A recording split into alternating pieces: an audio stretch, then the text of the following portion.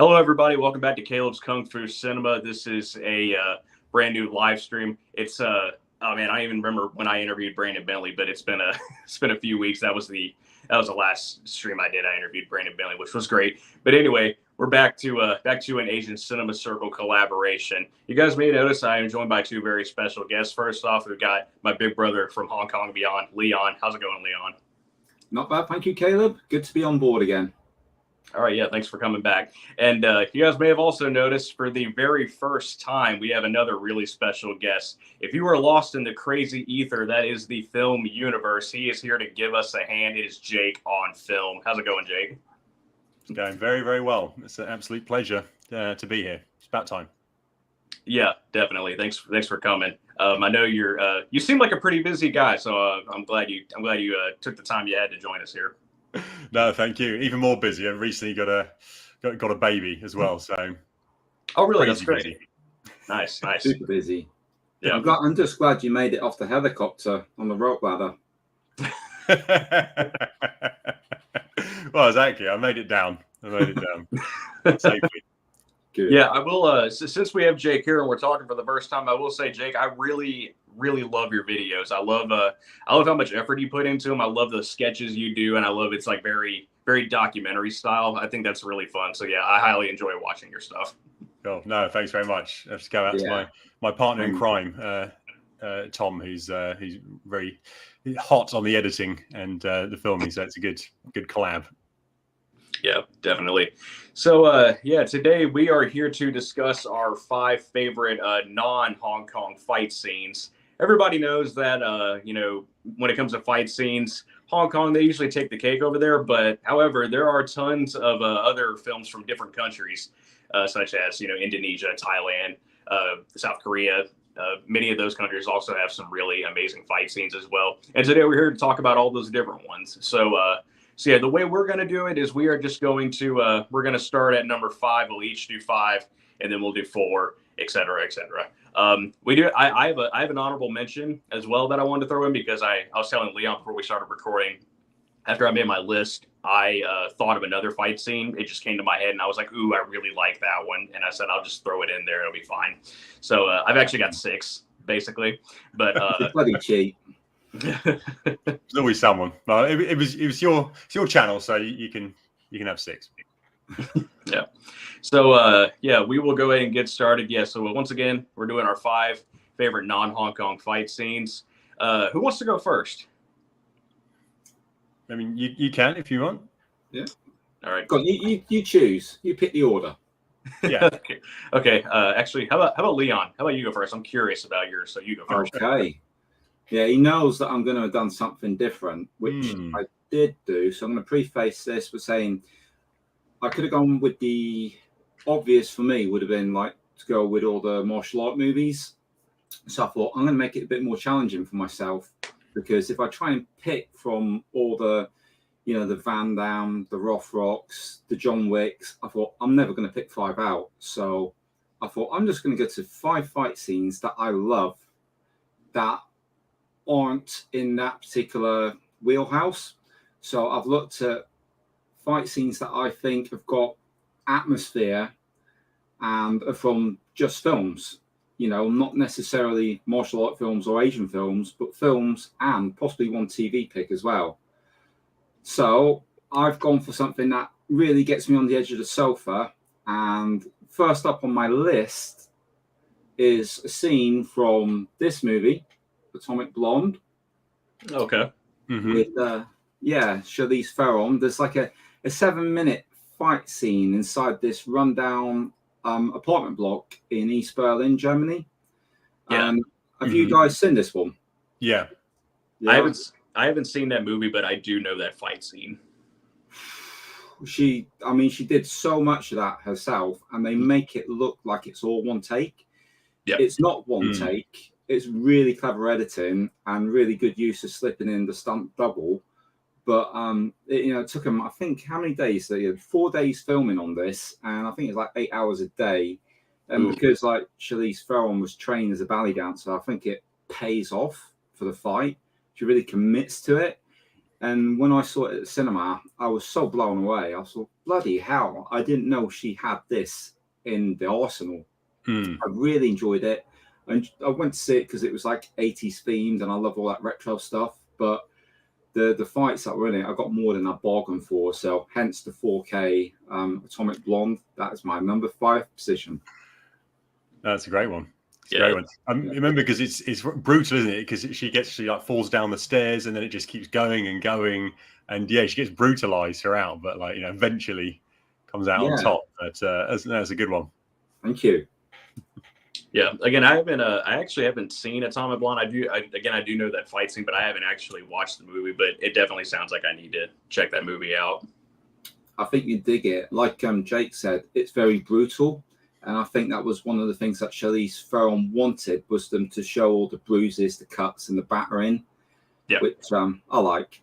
Like Jackie Chan, isn't it? He gets battered, and you see it on screen. So I love that. Do you know who I'm trying to think who the stunt guys were on that. Was it part of 8711 or is it?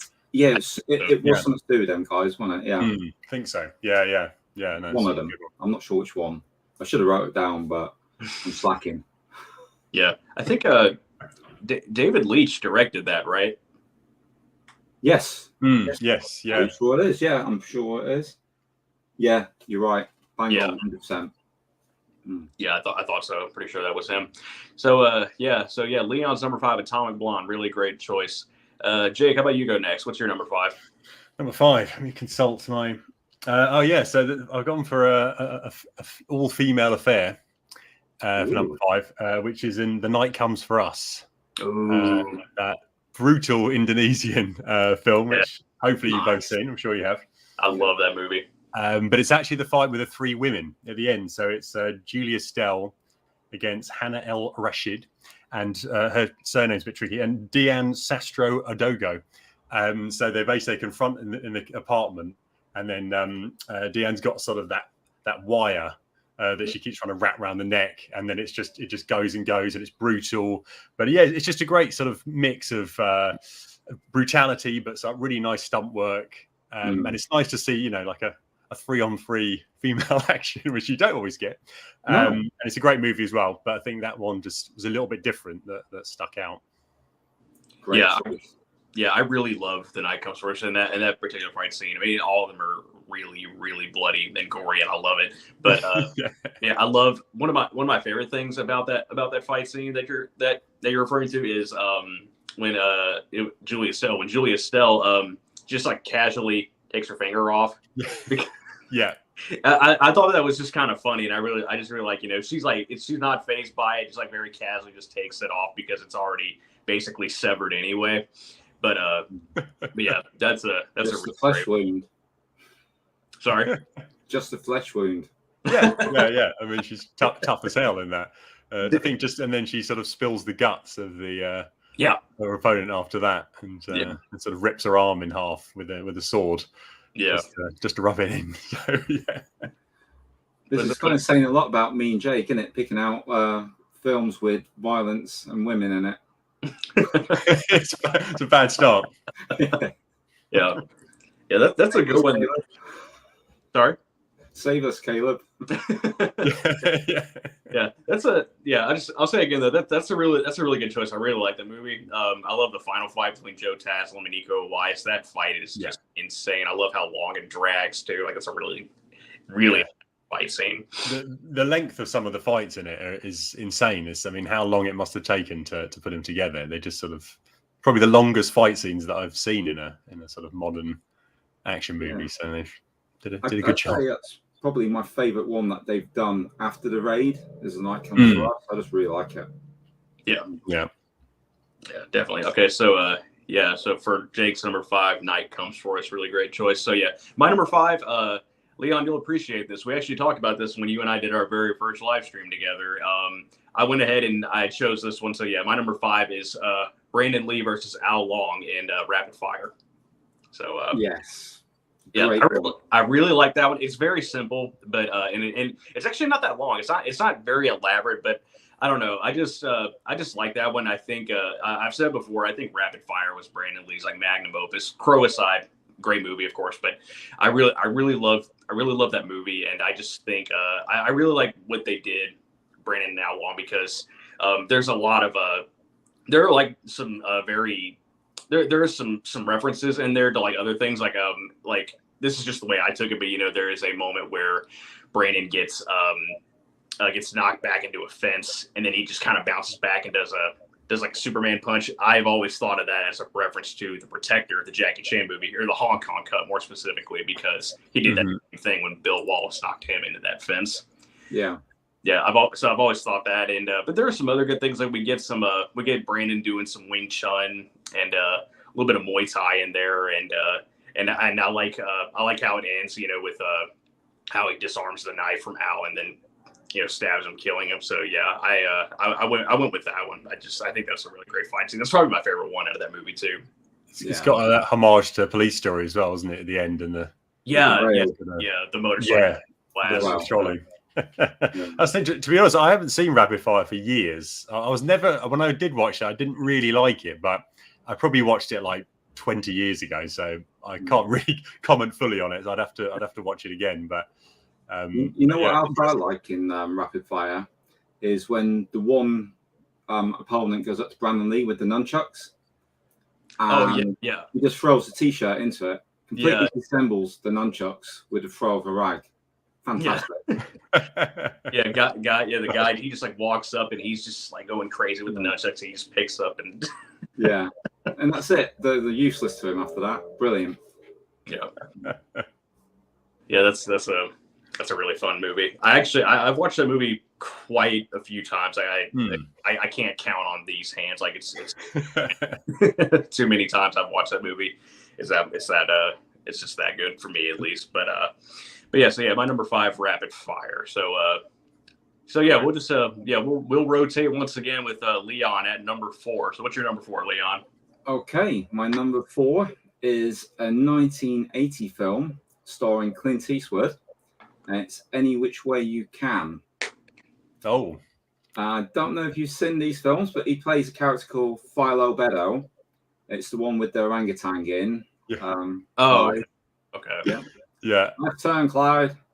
And the fight in this one is against an actor called William Smith, who was also the one that played Arnold Schwarzenegger's father in Conan the Barbarian. And that dude is like one mean-looking dude. And, he always used to turn up in so many things like grindhousey movies, or it'd be like pop up in the A-Team as BA's friend. I think I remember him from a TV show called Rich Man, Poor Man, which was like a TV drama with Nick Nolte, and they had a good fight with him in that. And I always kind of knew him as Falconetti before I realized his name was William Smith. Not to be confused with the Will Smith, of course. But because you've got Clint, who's so tough on screen, and then you've got this beast of a man up against him, and there's such a big build-up in the film. And I think it's the build-up in the film. And, they all want them to fight, and they say they're not going to fight because they kind of make friends. And then at the end of the film, they're both so curious as to which one of them would be the better fighter that they decide to go ahead with it. And everybody finds out, they're fighting. So everybody's like stopping what they're doing. Guy turns his airplane round on the runway and sort of drives it towards, and everybody's coming to watch this fight. And it is quite brutal, but it's also, just filled with testosterone, Clint Eastwood gets his arm broke at one stage, and William Smith's like, "That's it, it's over, man, it's broke." And he's like hell it is, and just carries on with the one arm. He knocks him out. Complete macho-ness, and I love that. So that's my number 4. Any Which Way You Can. That's great. Is that the first one? Because there's 2, isn't there? Second. Yeah. That's the second one, right? Is Any but Loose is the first one? Is that? Yeah, that's it. Yeah, that's a bit of a classic. Yeah, with the orangutan. And he shits in the car for policemen. Yeah. Right, must beat that. Bit of a classic. Nice. Yeah, I actually haven't seen either of those, but I've seen some of Clint Eastwood stuff. I haven't seen those. I've watched mostly like his. I've watched a couple of his westerns, and I think I saw the first Dirty Harry movie once, like a really long time ago, and then of course I've seen Gran Torino an infinite number of times. That's a really great movie. But yeah, so any Which Way You Can, I have to check that one out too. That's another one on the list for me there. You'll enjoy that one. Yeah, it sounds interesting. I mean, I've always I've always like really loved movies where they just kind of. I mean, this has been done so many times, but I've always loved movies where they just kind of pair up a guy and a random animal. Yeah. We're not talking about those kind of movies, are we? I haven't got the list for that. Like Chuck Norris did Top Dog and yeah, it was Turner and Hooch. yeah, K9 and stuff. Yeah, just chuck an animal in there. Yeah, it's never a woman and a dog, though, is it? I wonder why. Oh yeah, there hasn't. We don't need to get onto that. Let's club together, get some money and maybe Rob will be up for it. More misogynistic back in the sort of 90s, late 80s. Yeah, for sure. We'll get Cynthia Rothrock and pair up with a a giraffe. Alpaca. Yeah. Surely. Yeah. I'd pay to see it. Definitely. So, all right, Jake, what is your number 4? Number 4, yeah, maybe it's a bit of a boring one, but yeah, I've gone with John Wick 3. Okay. Which is, I think that I was trying to think of the best fights in the John Wick, and I thought the favourite one is the start fight when he's in the sort of like a weapons shop. And I think Tiger Chen is one of the stuntmen, and I just think it's just so well done. Where you're sort of breaking things to take knives out, and there's a lot of like knife throwing, and there's a little bit more like hand to hand stuff, as well as the usual like judo trips and they usually have. So yeah, I just thought that particular fight was probably the best that I could think of from the franchise. That's great stuff. I mean, if I picked any John Wick, I think that would have been my entire list because I love the stuff so much. And I thought, how am I going to justify anything else if I'm saying that this is in my own personal game? And then I'd have probably been like shut down by Kaleb. You can't have the whole John Wick. No, exactly. But yeah, I guess it's like a representation, isn't it? Because you're saying it's like the Americans, especially 8711 guys, are really like ruling now with these. They're just like years ahead, aren't they? It's so good. Yeah, and so I had to give old Chad a bit of props, even though I don't know if we'd go into that. I wasn't a bigger fan of John Wick 4. I know it's a bit controversial. I was speaking to. It's okay, war friends here, Jake. You can say whatever. No, don't hate me. I'm not in back on, Kaleb. Yeah, that fat samurai guy about this, which video coming soon. And just saying that, I just found it a little bit repetitive and a bit too long. And he was going on about the fact, there's an extended one coming out. I was like, oh God, it was long enough as it is. Too much. But to be fair, I thought up there was that whole section in Japan was amazing. So that was up there. The opening, it was fantastic. Yeah, but yeah, I think John Wick, that particular John Wick one, edged it out as just as the best. Which again is probably a mistake. They should have had that fight at the end, maybe. Because that's the best fight, and then it never quite gets as good as that. But yeah, it's strange that, isn't it? But sometimes I enjoy that when you get it at the unexpected point, rather than I've got to wait to the end. There's something hit with it then, and it's like, oh, okay, yeah, cool. Yeah, it can sometimes hit you nicely. Yeah, pleasant. Yeah, hang on, we got Can't say I want to give a shout out to all y'all. Yes, Rob from Coin Op TV. Thanks, Rob. Thanks for watching. Rob's a really great guy. I need to get him on here one day. I did a really quick stream with him. It's been a month or two, but yeah, that was a fun one. So yeah, thanks for watching, Rob. Oh wait, let's look at this one. A woman with animals go straight. Good shout. Yeah. Halle Berry and the dogs. How bad do we look now? It was me. It's my fault. I said that. I Halle Berry. How could I possibly forget Halle Berry? Yeah. I'm in my man card now. Sorry. Thank you, Blue Corner, for that. Yeah, I wasn't even thinking about that one. That's a good yeah. So that opening fight in John Wick 3 is really good though. I do I like how it starts. I like whenever he's running, of course, and then he goes into that weapon shop, and then he puts like a makeshift revolver together. I like that. I think that's really clever. So I like how it starts out right there, and him stabbing Tiger Chen in the eye with a knife. Yeah, that's nice. Yeah. So yeah, John Wick 3 for Jake's number 4. So my number 4, you guys may appreciate this one. I picked a very British movie, and that is Avengement with Scott Adkins, the bar fight at the very end. Yeah. Yeah. So originally, I wasn't gonna go with this one. I when we first had this conversation, Leon and I when we were trying to think of another stream to do, and this was actually Leon's idea to do non-Hong Kong fight scenes. But so whenever we were talking about it, I immediately put the knife fight from The Man from Nowhere on my list. However, I just did a video with Food for Thought, and we talked about that fight scene. And so I was like, okay, you know what? I think I've talked enough about that. I'm going to pick something else. So yeah, I was just going through Scott Adkins' filmography, and I just thought, oh, that bar fight, because that bar fight is incredible. I really like how this fight scene is pretty different from what Scott has usually done, because Scott, his you guys know his style, it's very flashy, a lot of kicks and acrobatics, a lot of jumping around stuff. Here, it's very different. This is just like a straight up fist fight, basically. Like he throws maybe like one kick in this fight scene, and he does like do kind of like a flying knee on one guy.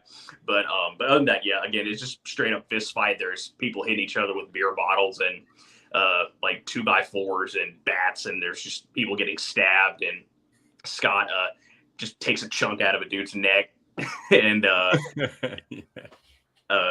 it would get that one guy. I can't remember his name. We get that one guy who runs in there, and he's got like machine gun, and he shoots it at Scott, but just completely misses. And I don't know how you can miss when you got something firing that quickly, but he just hit everything but Scott. That was pretty funny. That scene's got some comedy in it as well. Like that same guy who tried to shoot him but missed, he just punched him, like punched Scott one good time, and it didn't phase him. And Scott just headbutted him and knocked him out. So yeah, I really love that one. Yeah, that's a good one, definitely. Like you can't beat a good bar fight, and that is a premium bar fight. Mm. Yeah, Jake, you interviewed Scott. Yeah, I was going to say you met Scott, right? I did. Yeah, I did.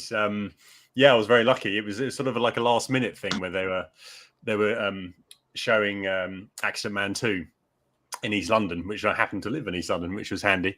And then, they needed someone to come in last minute to do it. And yeah, no, he was a really nice guy, very receptive. And the directors, the Kirby brothers, are really, really nice guys as well. And I was chatting to them quite a bit beforehand, and they were sort of, saying, how do we make this Q&A the best it can be? So they were very like collaborative.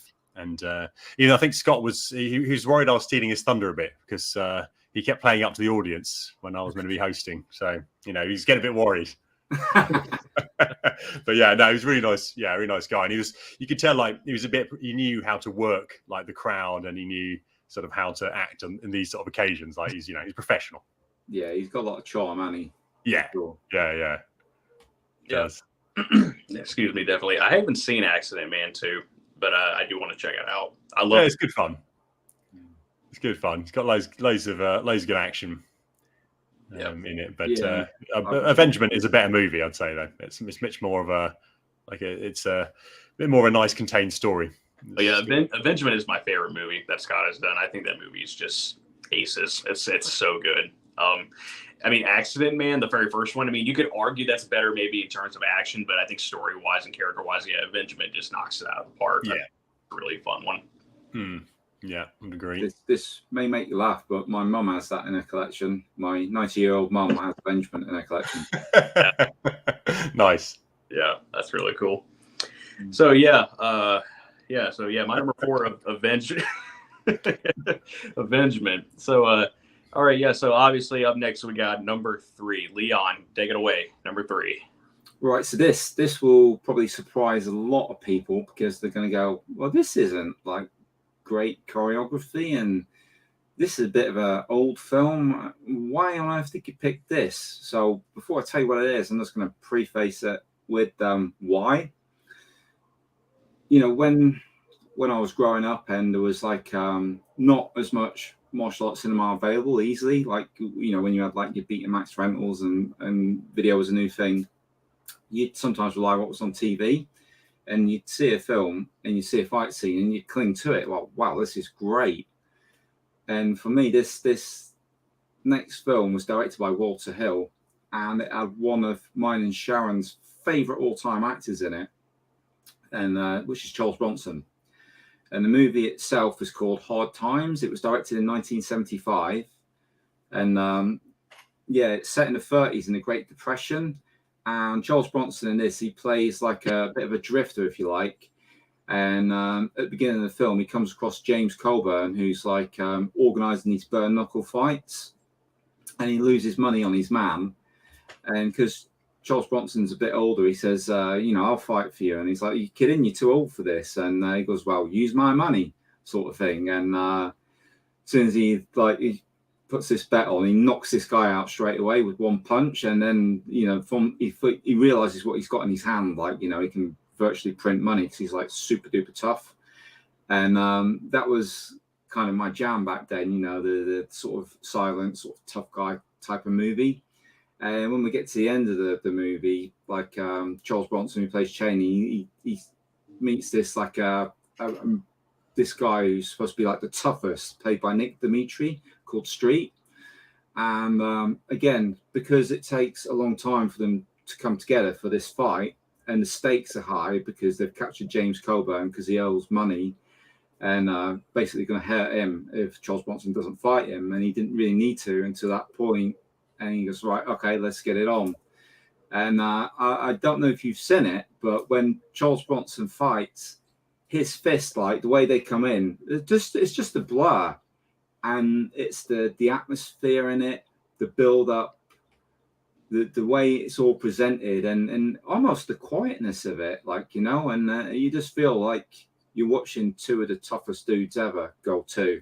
So again, that's it. Hard Times. It was actually known over in the UK for quite a long time as the Street Fighter, which is how I knew it. But that's the proper title, Hard Times, and I absolutely love that film. I love Charles Bronson, and for me, I don't think he's ever looked tougher than in Walter Hill's Hard Times. So that's my number 3 spot. Nice. Ooh, I haven't seen that one. I think I might have seen a VHS copy of it one time, like a really long time ago, during one of my mini visits to Blockbuster. But I never actually picked that one up. I do. I did recognize James Coburn's name though, but yeah, I don't think I've actually seen that one. That sounds interesting though. No, haven't seen that one. That's you gone out from left field on that one. Yes, I purposely. I thought, what can I pick that the other guys aren't going to pick? So I kind of purposely went out way left. Yeah. There was a concern of mine. Leon and I had talked about it a couple of times, but I was like hoping. I was like, I really hope we don't pick the same stuff because it could have happened. That's why I went so left. Yeah, because like there are so many like non-Hong Kong fights that seem like really obvious choices, and so that was a concern that we didn't that we may pick the same stuff. But yeah, you definitely like reached deep down in the barrel for that one. Well, but I like it. In my first list, I had Avengement, the bar fight, and I had John Wick in there. So, yeah, nice. Yeah, nice. Jake, what is your number 3? Well, yeah, I've gone the other way, and you've already mentioned it, unfortunately, which is The Man from Nowhere. Oh, okay. The end fight scene, and I think I may have mentioned something else. That it's probably one of my favorite Korean movies, even though there's many. And even though it's a great fight scene. Is at the end one where he's trying to get the girl back. He thinks she's dead. Someone rolls eyes along the floor to him, and then he starts slashing wrists with knives. But I think it's also just because it's such a good movie overall. Like it's culmination of everything that the bad guys are really bad. Yeah, really proper nasty scumbags, aren't they? Yeah, proper scumbags. And the little girl, so sweet, painting his fingernail with the smiley face. Yes, yeah, and so it's the whole culmination of these guys really deserve it, and they've poked the beast, and we've seen his trauma, and they're going to get seen to now, and he takes them all out, and he's never made a film since. That guy, is he? Old Won Bin. Yeah, no, pretty much retired after that. Yeah, I mean, he thought, well, I can't better that, so he retired. Yeah, I guess quit on a high. Why not? I mean, it's always going to be a classic, isn't it?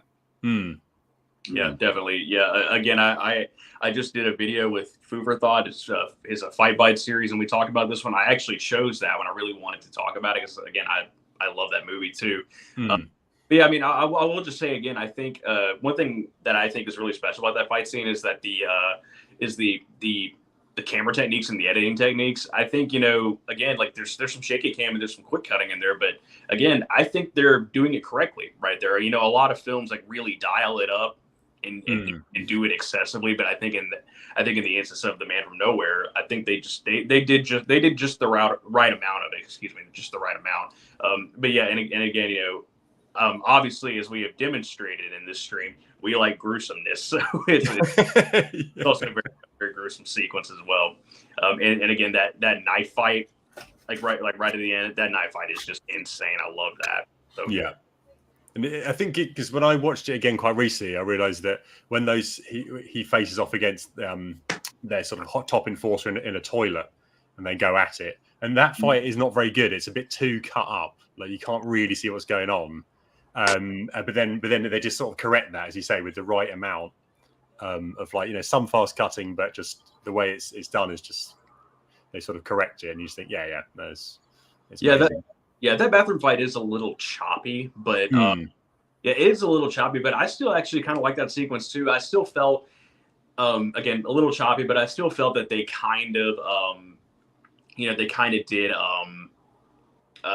still kind of left room a little bit, just to see what's happening. I mean, because you do see some strikes being thrown and some landing and stuff like that. So you can still, for me at least, you can still kind of make out what was going on, even if it was a little choppier than the finale. But, yeah, I always like those. The idea of the fact you fight the villain in the middle, and you don't quite beat them, and then you can sort of come back to fight them again. I think it's quite a nice way to. Yeah. Do it. That is good. I always like it when they take the time, the consideration to build it, and when they blow that all straight away, it's disappointing, isn't it? In one hit, you like to have that anticipation when you get there. Yeah. And sometimes with some movies that you get really good choreography and really good martial artists, and yet it can be completely empty. I mean, we covered one on the channel, and if anybody likes this, I apologize, but I think it's called Shadow Master. And the guys could clearly do martial arts, but there was no emotion in it. It just felt like a display of acrobatics and athleticism, which impressive in itself. But within the film, I was just sat there like, when's this going to end? I don't care how well he can flip and kick. He's boring the shit out of me. There's just no meat to it. You need that emotional hook. Don't you? Yeah, definitely. Like Jackie's obviously mastered that, and he really pulls you in, and you feel his pain. And that's what I like. Draw me in there. Tell me a story with the fight, dude. Yeah, no, exactly. Yeah, I mean, it's like the end of Police Story is obviously one of the best ever, but it's also the fact he's so riled up. The bad guys, they've really done him wrong, and now they've kicked his girlfriend down the stairs. It's like, oh, he's angry, and they deserve it. So it just adds that extra emotion onto it. You think he's deserved in all his actions. So yeah, definitely. True. Yeah, definitely. Let's see. Video Tasties, what's going on? Thank you for watching.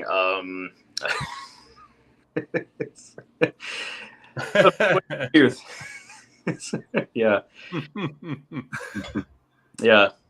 Yeah, I'm sat back all this way so nobody can see all the wrinkles, but I can still see them. I fucking hate HD. Yeah, so unkind. Yeah, definitely. So yeah, Jake's number 3, The Man from Nowhere, great choice. So yeah, my number 3. So these next 3 choices, the final 2 for me are probably going to be really obvious choices, but I will say that these next 3, they're all from the same filmmaker, same country. I mean, just take your pick. But however, yeah, my number 3 is the elevator fight in the film Morantau, which was a precursor to the 2 Raid films.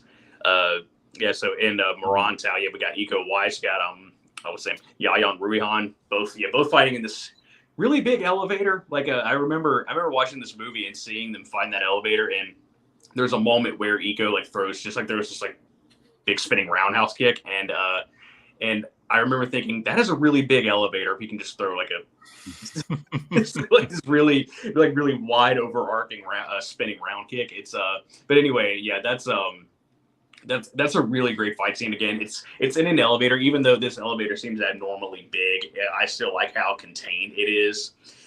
You know, and I don't know if either of you guys have seen the movie, but the whole movie is like incredibly intense and like painful looking as well. Yeah, very high stakes and emotional. Like there's like these human traffickers, and Iko is like trying to stop them from kidnapping his friend.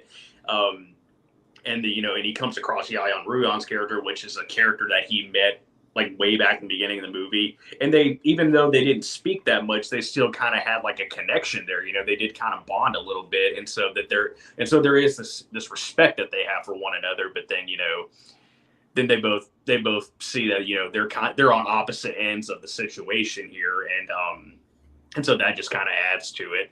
But again, yeah, I really like that fight scene. It's very quick. Again, I just like how contained it is, and again, Iko's character, he doesn't kill him. He says I'm not gonna become what you've become. So, I really like the morals there as well. But yeah, I went with the elevator fight from Morantau. Even though the final fight they have in Morantau, like the 2-on-1, that is also really good. It's in that the shipping yard, like that's a really good one too. But I really wanted to do the elevator fight. I think that's a special one. Have either of you guys seen that one? Yeah, great film. I was a bit late to the party with that one because when it first came out and was advertised, I thought, ripping off Ong Bak.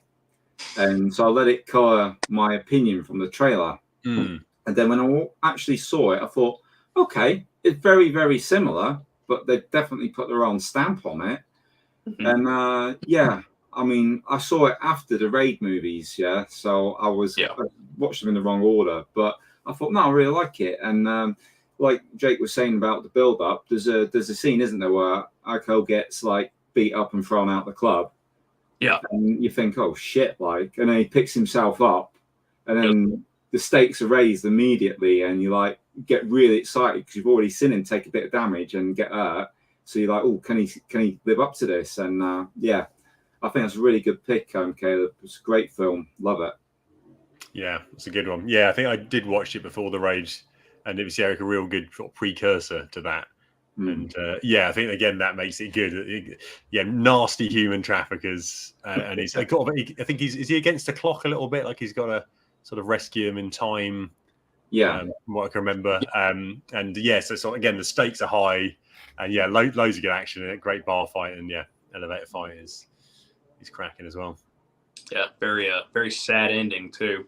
I remember when I watched the movie for the first time with my wife, and for those who don't know, my wife does the podcast with me. We watch all these movies together. She hasn't done any videos with me because she doesn't really like doing them, but she's done the podcast with me. And I remember we watched Morantau, and so I've had this reputation of not telling her when a movie is going to be like really emotional, and she just tends to get emotional depending on the situation or depending on the movie. But yeah, this is one of those movies where again, a really sad ending, and she didn't see it coming. I didn't give her a heads up.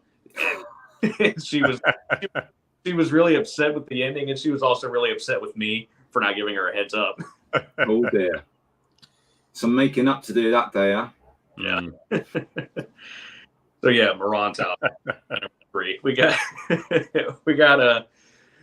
got two more, and then once again, I have an honorable mention. I think Leon said he probably has a couple off top of his head as well. But we'll move on to number 2. So Leon, what you got for number 2? Right, I'm going into the realms of TV, and this series that we watched, me and the wife, we watched with my mum the entire way through, and she has the whole thing on DVD, and very action-orientated show, and it was the newer version of Hawaii Five-0. Okay. Which people are going to expect me automatically to pick the fight scene with Mark Dacascos, but I'm not. It's season 6, episode 24, and it's Daniel Day Kim who plays Chin Ho Kelly, and he fights a character called Gabriel, who's played by Christopher Sean. I think that's the name. I can't read my own writing. But yeah, it's so intense, that fight scene. I remember when we first watched it, again, there's a good build up. The stakes are really, really high. There's been a lot of shit going on between them, and they hate each other's guts. And when they start fighting, they've got guns on them too, but there's so close contact that neither one of them can get a gun on the other, and it's really close quarters combat, and it's brutal. They're smacking each other straight through walls. He's going in with a pipe. He's trying to push his head through some bars. Everything's getting smashed up. The tide turns so much in that fight. It convinces you that your hero is going to be the one that gets hurt. And if it can do that to me, if you can think, oh shit, my guy's actually going to get beat. He's going to get hurt. Oh crap! And then they turn it, and you're like, yeah, come on, And it really did that to me, and I slipped off the seat the first time I was watching it, and Mum and Shaz were laughing, saying, "You silly bugger, what are you doing?" And now could have himself, and I'm just like, yes, when it ends, because yeah, never ever watched a TV show where it's had that reaction from me, but that fight, that season YE50, I just think they did a masterclass on that, and because he's such a good actor, Daniel Day-Kim, he sold it to me so well. And yeah, I've just watched the fight by itself afterwards. If you're just watching the fight by itself, not the same impact. But if you've gone through 6 seasons and that build-up's there, then oof, what a payoff! Really worth it. Nice. I haven't seen that either, but I'm not a big TV guy. I do watch TV shows. Don't get me wrong. I do, but it just really depends on what it is. One of my honorable mentions is actually from a TV show, so we'll get there. But yeah, I've always been more of a movie guy. That was just always my thing. I always just watched movies. But yeah, I'll have to check that fight out. That sounds cool. Yeah, no, again, it's a good one. So again, unexpected. I know. I like it. I'm not going to left field next time. I think I might have gone, into another stadium. But yeah, I think similar to Kaleb. I watch some TV shows, but especially now, I don't have time. I prefer ones that are half an hour long. Yeah, because it's just so many of them now. I just don't have time to sit through another. Watch a couple of episodes, can you? It's what, an hour? An hour 10? No, an hour. Is that okay? It's for another Disney Plus series, which is not going to be that great. But yeah, but I do like Daniel Day-Kim. He's a good actor. Yeah, he is good. I really like him. Yeah, I do know who he is. He is really good. Yeah, but yeah, all right. Y50. So Jake, what is your number 2? Yeah, gone a bit more standard, but it felt it needed to be mentioned. It was Extraction 2. Of just that whole start. I mean, it's the prison fight. Which extends to escaping the prison onto the train. Again, I thought they couldn't top it. The rest of the action in the film, it just isn't as good for me. But I had to say, I mean, in terms of the length, the sort of the intricacy, haven't seen many things that are as impressive as that. And I thought we'll get up to date. It's 2023, but I think especially the prison section where they just do such a good job, and Chris Hemsworth is great. Where he's on fire and using the police shield and just taking people out.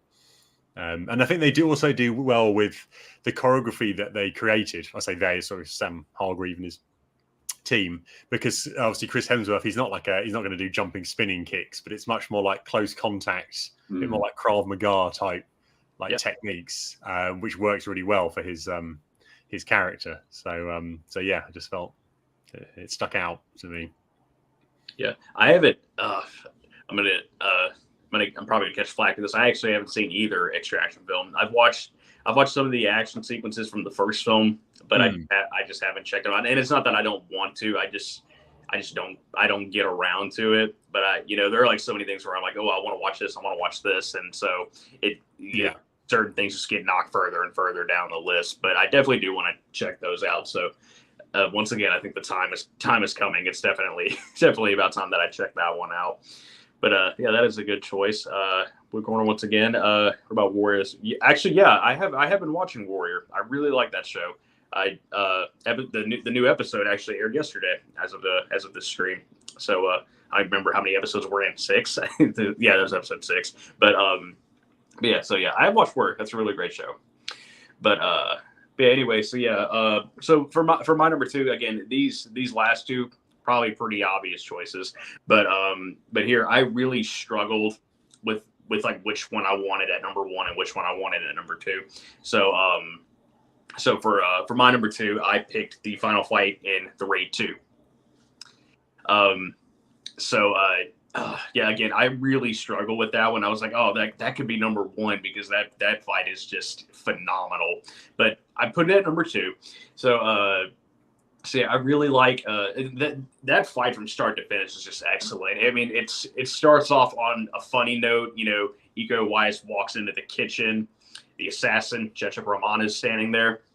The whole kitchen staff is like seeing these two just staring each other down, and they just bail. Like, nope, I'm out. Smoke break, whatever. So yeah, so they just like immediately leave, and then I like how it starts off like they're crossing hands and they're like squaring off, and yeah, they like do a couple of like quick exchanges, but then they just start fighting like nonstop, and it's just insane.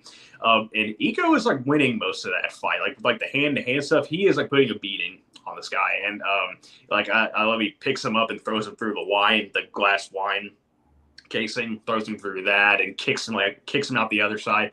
But then the assassin, he breaks out the karambit knives, and then everybody starts getting sliced up.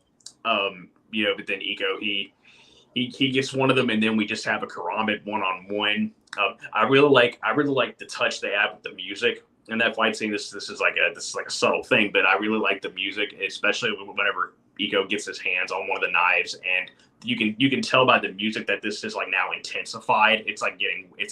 This is like escalating because now like he's got a knife, he's got that equalizer, and so you know it could go either way now. But then it just ends in very brutal, bloody fashion. I love it. He slices him up, you know, stabs him in the throat, like rips that out, and every time I watch that fight, I always say fatality. That is a yeah. Every single time I watch it, that is a fatality right there. I love it. So yeah, I had to go with the final fight in The Raid 2. Yeah, martial arts film freak. Anyone see Die Fighting?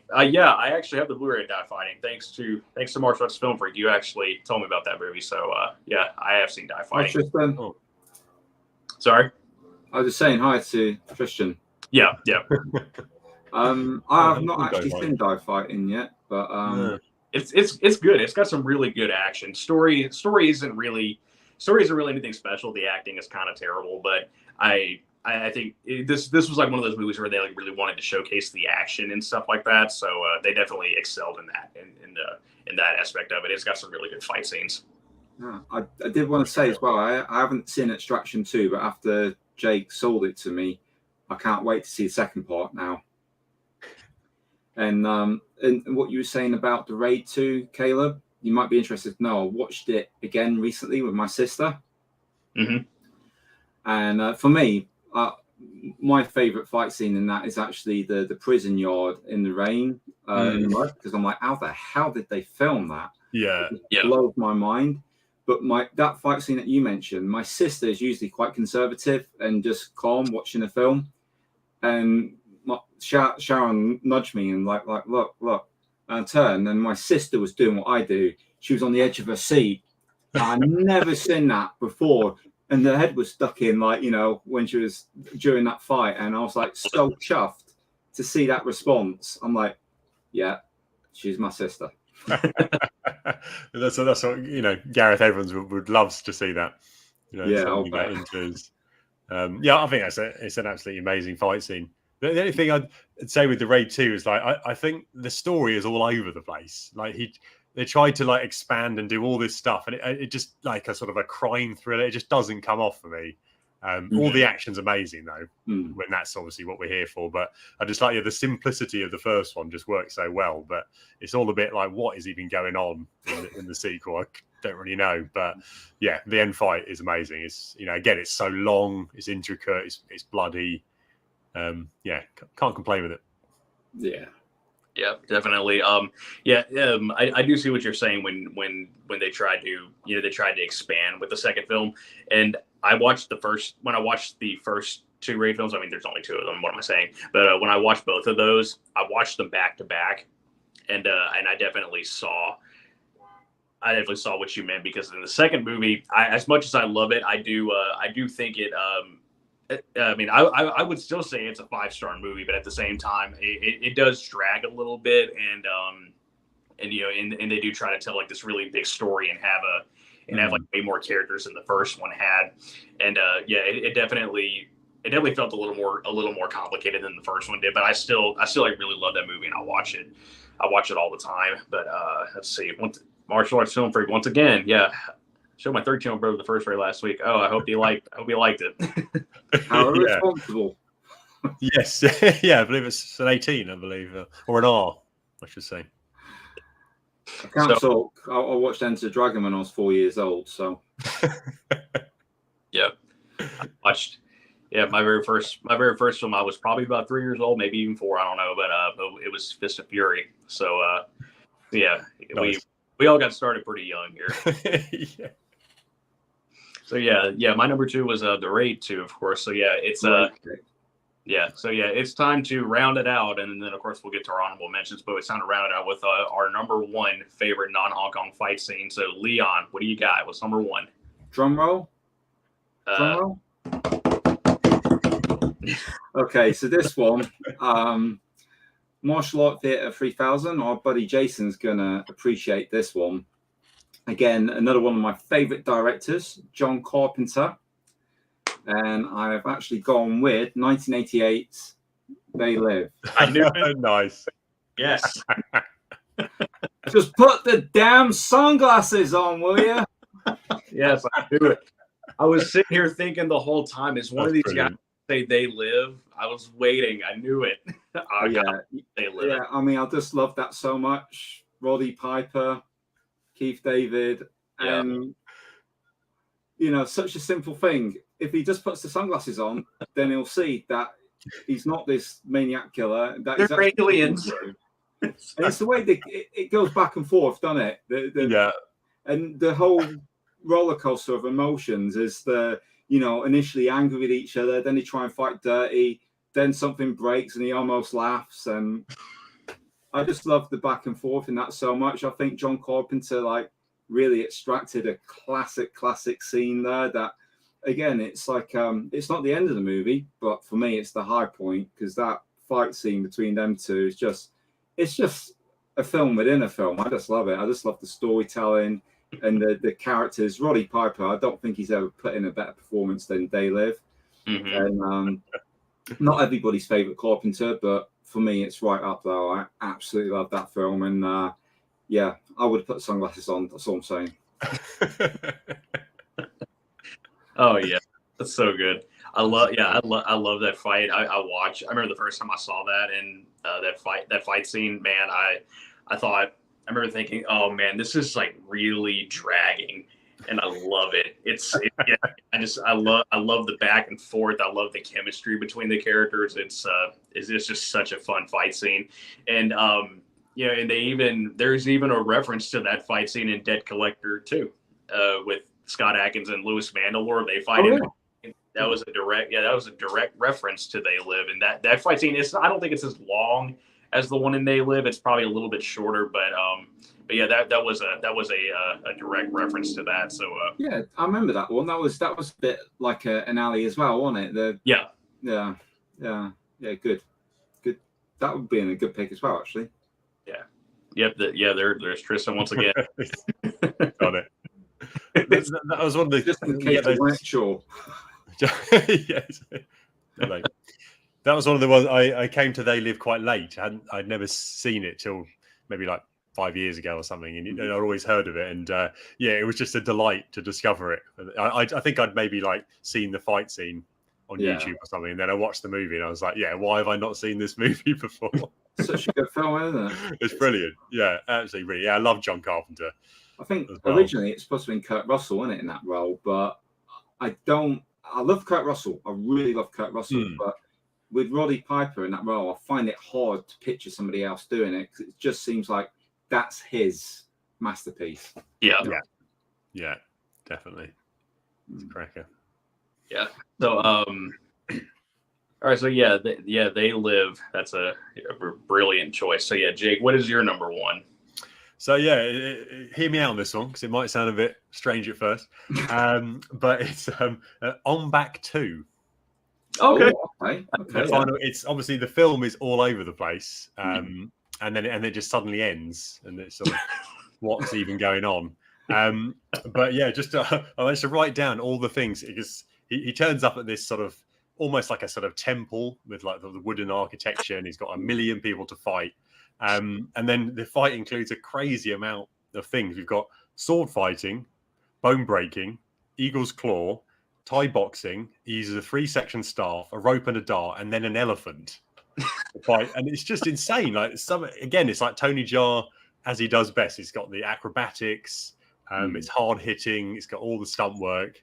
It's amazing. It's absolutely amazing. It's unfortunate it's in that movie, which it's not the worst movie ever, but it's just a bit like I'm not sure what's happening. And then this weird Birdman comes down and defeats him, and then you have to watch On Back 3 to sort of see what's going on. If that doesn't really tell you, but yeah, I had to say that whole scene is probably about 15 to 20 minutes. But yeah, I just thought it just the amount of different type of choreography and fighting styles is hard to beat, really. Yeah, I can see why you picked that one. It is just a tour de force, isn't it? It's got everything in it.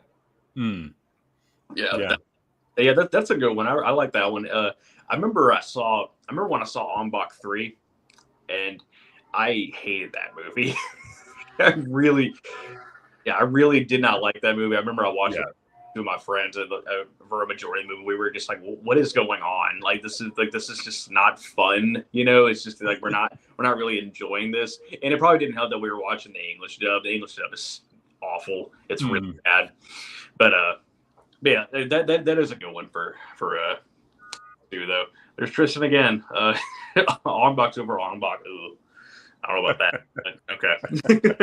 I think he went a bit mad, didn't he? Tony Jaa directed On Back 2, and apparently he sort of went off into the forest or something because he went a bit nuts. And the first one's like very modern, and then like he directed pretty sure he directed the third one as well. But those other two they're like period pieces basically. But he like went like way out there with those two. So, but anyway. Yeah. Who was the other guy that he was fighting at? Was it Dan Chuapong or something? He was another big Thai star, wasn't he?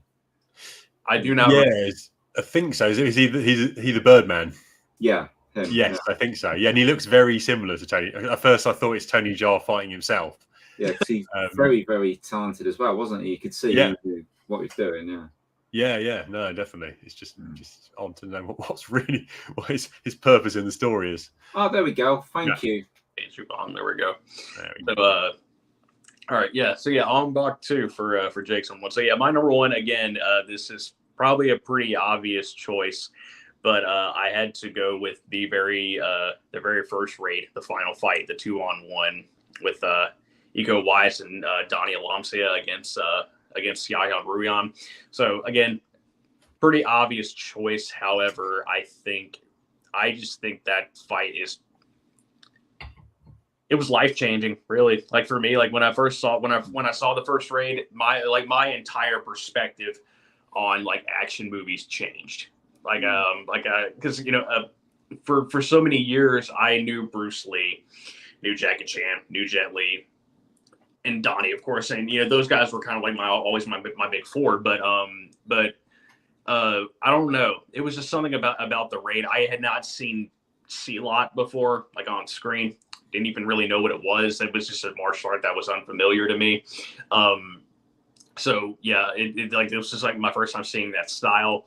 And again, yeah, I mean, I was like really blown away with what they did in that movie. Again, it's like so. Excuse me, it's so simple and it's so contained, but they did so much with it. There's like the film itself in general, it just has like so many different things going on. There's shootouts, and then Ego fights the guys with the machetes, and then we see Mad Dog, Yayan Ruon's character. We see him fight Joe Taslim, which is a really great fight scene as well. Like that definitely could have made it on the list too. But yeah, I don't know. That two on one at the end is just insane. I remember the first time I saw it, I thought like right before the fight even starts, and you see the three guys just kind of getting ready, and I remember thinking, oh shit, is he gonna fight both of them? And when they started fighting, they just all started fighting, and that fight is just insane. And there are like so many really crazy spots in that one. Let me think of one. Like there's one scene where it kind of looked like Mad Dog was gonna jump on Ego, kind of right as he's doing it. Ego's brother in the film, he kind of just like grabs his leg and pulls him back down, and he just kind of hits the ground. That looked like it hurt. He just kind of like face planted on the floor. There's one moment where the brother's like holding Mad Dog from behind, kind of like trying to get him in a rear choke, and then Mad Dog just kind of like flips him over, which I don't even like. Like you definitely need help to kind of you would need help from your your fellow actor to kind of just like jump over him like that. But I remember that always looked like a really nasty spill to me. But again, once again, the fight ends in a really gruesome fashion. That Mad Dog gets stabbed in the neck with a light bulb, and then Ego kills him by just like taking the light bulb and then just like slitting him across the throat. Again, it's gruesome. And the music, once again, the music plays into it. I love the music, like really adds to the intensity of the situation. But excuse me, yeah, that's just that fight will forever be the one that like really changed a lot for me. I wonder how many people are looking up online therapists for us right now. Got some about blood and guts. Thirst for blood. Yeah. Yeah. Okay, Tristan. So I read there's with my dad during the final fight. I heard my dad say, "Oh my God, Mad Dog's gonna win." Yeah. Yeah, that's what they want you to think. That's the beauty. Yeah, like Leon with Hawaii 5-0 there. But I think you're right, though. It definitely changed so much of that. Those Gareth Evans in the Indonesian martial arts. It's sort of everyone was like, "Whoa, okay, what is the raid? Like this is just something different." And again, it was much more violent, wasn't it? That a lot of stuff we've been used to, especially when you think about a lot of the Hong Kong stuff, it's not really that violent, apart from some Category 3. I think I've never been to a cinema before where I'd seen such a reaction as the raid. And me and Shaz were sat there, and there was like people either side of us turning around like during the fight scenes to sort of talk to us, just to exclaim. They were like, "Oh my God, did you see that?" Well, yeah, I'm sat here too. But it was just that, so incredulous at what they were seeing. They'd not seen nothing like it before. And it was one of those ones where I thought I'd seen everything before, but clearly now there's something new. And somebody has taken that bar and just popped it up there. And that fight scene particularly, I'm glad you picked that one actually, because he's definitely the smaller guy that you wish you never picked a fight with, isn't he? Yeah. But, yeah, it's exhausting to watch, isn't it? When you finish. Oh yeah. If you've not got a bit of a sweat on, and you're not human, because it is so intense. Yeah. Yeah. I remember the very first time I saw it, and I was blown away, but I was also just like you're saying, Leon, when it was over, I was like I need a hot towel or something. I love the bit before that when they had the only other guy who survived, and he does like a choke slam on somebody, and they're fighting in the factory. Yeah, which is also a great bit. But I mean, it's amazing. Yeah, I thought it was meant to be on a sequel because of all the trouble and Tony going well nuts. I could definitely believe that. Yeah, I didn't know that, but it makes sense. Thank you, Blue Corner. Yeah, it definitely makes sense. Didn't he go to a monastery or something? I think it was like some tax evasion or something like that. I don't know about that. So he went to a monastery for a certain amount of time until he could come out and avoid whatever it was. Right. Well, I do. Yeah, I do remember hearing that he went to a monastery. I don't know about the reasons. I don't know anything about that, but I do know that he did go to a monastery for a little while. I've got to be careful because I believe everything I read online. True. Can be dangerous. Yeah. All right. So yeah, those were our 5 favorite non-Hong Kong fight scenes. I do have an honorable mention though. I don't know about you guys, Leon. I know you said you might have some, but I actually do have one, and I'll throw mine in there real quick. So yeah, I do have an honorable mention for this, and that is going back to TV. I wanted to go with the bathroom fight from the show Reacher on Amazon Prime. That is, I don't know if you guys have seen that, but yeah. Yeah, that fight's in that bathroom. It's really quick. That fight seems like maybe like a minute and a half. It's pretty short, but again, I love it. That's like the very first time I've watched the Reacher show, I think twice now, and I love that show. It's so good. But I really like that fight scene in particular because that's like where you're finally seeing what Reacher can do. Because at first he's not fighting, he's not even really saying much, but we do see him beat up one guy in the prison. Like, dude comes into his cell and he just like headbutts him and elbows him like 3 times, knocks him out, and then he goes into the bathroom, and then a whole bunch of dudes come in. He just fights all of them. But yeah, I like that fight because that's where we finally see like what he's capable of, and just see like how much of a badass he is and how much of a nasty fighter he is. And that scene's got some nasty spots too. Like he gouges one dude's eye out with his thumb, breaks a dude's leg just by stepping on it. I think he broke an arm too. But yeah, that was one that I wanted to throw in there because I thought about it.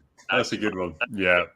I did. One of the few shows I did watch, actually, was Reacher. Yeah, I enjoyed it. I was like, oh, finally, it's not a 5'4" Tom Cruise being Jack Reacher. And thumb in the eye. I always remember that. And I've not seen that yet, but it sounds like one I should put on with Mum.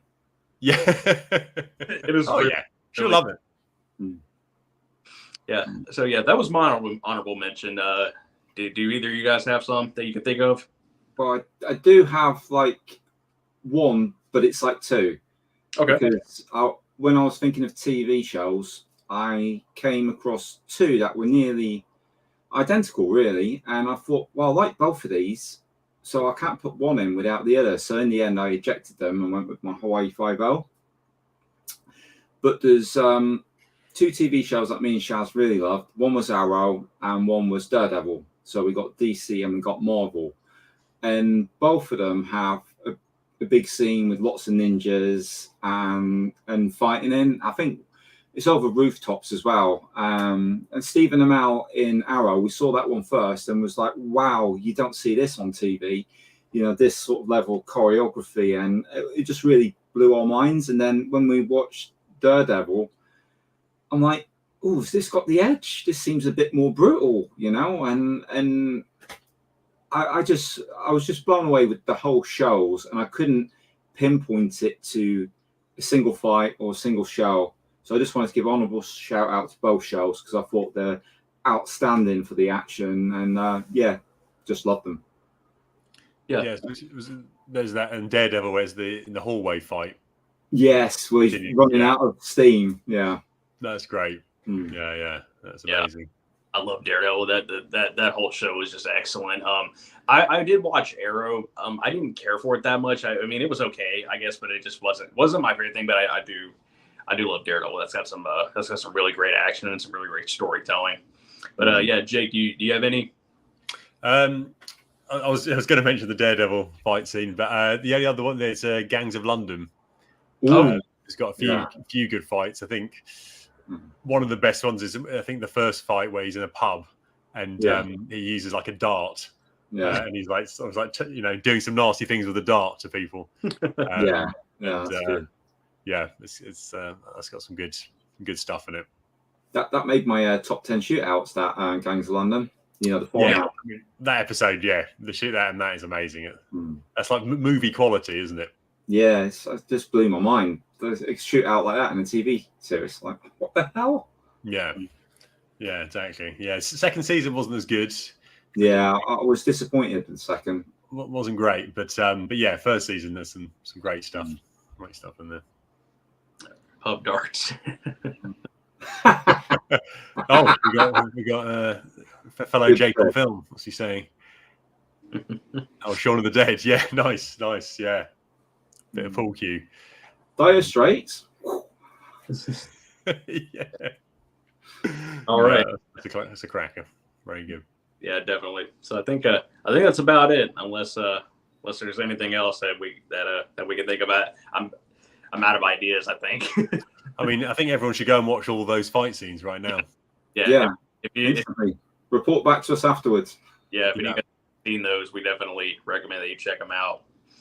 So yeah, that is it for this live stream. Then thank you. We'll go ahead and wrap this up. Thanks again for everyone watching. Thank you to Leon and Jake for joining. I was really looking forward to this. I'm glad we got around to it. So thank you guys. Thank you for tolerating my nonsense. It's been really enjoyable, and hopefully we do it again sometime. Yeah, for sure. So anyone who's watching, don't forget to like, share, and subscribe, and comment, all that good stuff. Subscribe to Hong Kong Beyond. Subscribe to Jake on Film, both really excellent channels. And just thanks for the support and all that good stuff. So once again, thank you, and we will see you guys really soon. I got a couple of videos in the works that I'm gonna get around to. I'm gonna do another Heroic Bloodshed video pretty soon, and I got a double Blu-ray review video in the works as well. So yeah, I'll be getting around to those soon. Jake, do you have anything coming up that you want to let us know about? Anything? I do. Yeah, I've got this Sunday. I've got a chat with that Fat Samurai guy. Okay. We're talking about all good movie stuff, including 8711 and a bit of John Wick 4. So excellent. Hear more there. Good. Yep. All right. So I guess about it. Leon, you got anything you need to add? No, we're on a bit of a break at the minute. We're taking the summer out. I think I completely burnt out and oversaturated our channel. So I thought, right, I'm just going to step back for a little bit, chill out, enjoy the summer.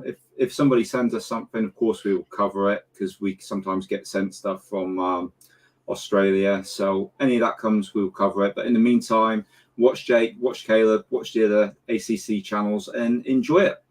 And catch you on the flip side. Yeah. All right. So once again, thank you, everybody. Don't forget to check out everybody else's channels, and like, comment, all that good stuff. And so thank you guys. We're gonna go ahead and end this, and we will see you guys later.